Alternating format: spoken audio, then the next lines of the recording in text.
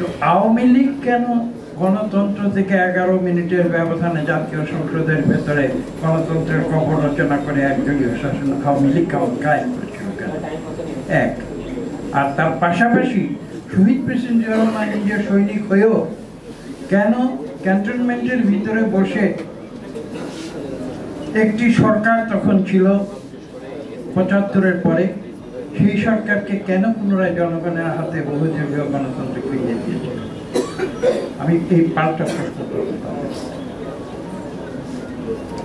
তো এইখানে অনেক কথাই বলা যায়, কথাগুলো বলছি, কিন্তু জনাব মশিউর রহমান জাদু মিয়ার যে কনটেক্সট, সেই কনটেক্সটটা হচ্ছে এই, একটু আগে একজন বক্তব্য উল্লেখ করে গিয়েছেন, তুমি এটা আমেরিকার যুক্তরাষ্ট্রের যে আর্কাইভ আছে, সেই আর্কাইভেও এই কথাগুলো সংরক্ষিত। কথাগুলো হচ্ছে এই যে প্রায় প্রতি রাতে, মূলত রাত 12টার পরে মিটিংগুলো শুরু এবং রাত 2-3টে পর্যন্ত সেই মিটিংগুলো চলত। এবং অনেক মিটিংয়ে, অধিকাংশ মিটিংয়ে শহীদ প্রেসিডেন্ট জিয়াউর রহমান নিজে উপস্থিত থাকতেন এবং জনাব জাদু মিয়া সেখানে আলোচনায় অংশীদার ছিলেন। এবং সেখানে একটি মাত্র ইস্যু ছিল, ইস্যুটি কি, যে কীভাবে সেই সময়ের বাংলাদেশকে গণতন্ত্রের পথে ফিরিয়ে নিয়ে যাওয়া যায়। আজকে সেই সময় থেকে দীর্ঘ প্রায় 50 বছর পরে এসে আমরা কিন্তু সেই একই প্রশ্নের পর্যালোচনা করছি, কীভাবে গণতন্ত্রে ফিরে যাওয়া। কাজে আপনারা বুঝতে পারছেন যে কি গুরুত্বপূর্ণ একটি ভূমিকা জনাব জাদু মিয়া সেদিন পালন করছিলেন। এবং সেটাই ছিল আমেরিকান যুক্তরাষ্ট্রের তাদের যে বহির্বিশ্ব, তাদের যে কূটনীতি, তাদের যে এই অঞ্চলের যে রাজনীতি, সেই অঞ্চলের রাজনীতির উপরে তাদের যে পর্যবেক্ষণ, সেই পর্যবেক্ষণের মাধ্যম ছিলেন তার মাধ্যমে তারা প্রতিটি রাত্রে কি আলোচনা হচ্ছে সেই আলোচনাগুলো তারা সংগ্রহ। কারণ আমেরিকার যুক্তরাষ্ট্রে তখন যে এই অঞ্চল তথা এই গ্লোবাল যে তাদের পলিটিক্সের যে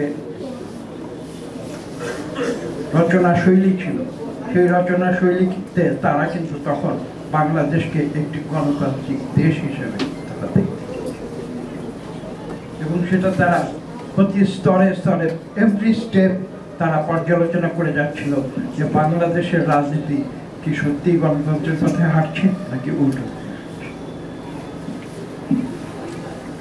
এখানে জনাব মাহবুবুল্লাহ সাহেবের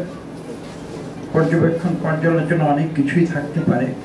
আমরা বাংলাদেশে বামপন্থী রাজনীতি করি, ডানপন্থী রাজনীতি করি, মধ্যপন্থী রাজনীতি করি, এটা সত্য। কিন্তু তিনি আমাকে বুর্জোয়া সমাজের প্রতিনিধি বলে উল্লেখ করেছেন।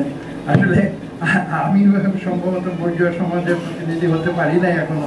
এখানে একটি কথা আমি যেটা বলছি, ডানপন্থী, বামপন্থী, মধ্যপন্থী, চরমপন্থী, অনেক রকমের পন্থী আছে। কিন্তু বিএনপি যত সমালোচনায় থাকুক, বিএনপি কিন্তু ঘুরে ফিরে সবাই একটি কথা বলে, বিএনপি মোটামুটি মধ্যপন্থী। এবং এখানেই কিন্তু আমি মনে করি যে বিএনপির গ্রহণযোগ্য।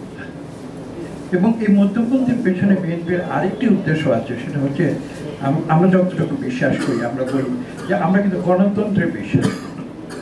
পৃথিবীতে অনেক রকমের শাসন পদ্ধতি আছে, গণতান্ত্রিক শাসন পদ্ধতির অনেক রকম সমালোচনা আছে। এখানে কিছু কিছু বক্তা বলেছেন, ইঙ্গিতে বলেছেন, সরাসরি বলেন, গণতান্ত্রিক পদ্ধতির সবচেয়ে বড় দুর্বলতা এই মুহূর্তে সারা বিশ্বে আমি বলবো এই যে অর্থনৈতিক, the proliferation of money in democracy, এটা একটা সবচেয়ে বড় দুর্বলতা। কিন্তু তারপরে এত কিছু সত্ত্বেও এই যে কথা বলা হয়েছিল বিলাতে এক সময়, democracy is bad but other systems are Wars.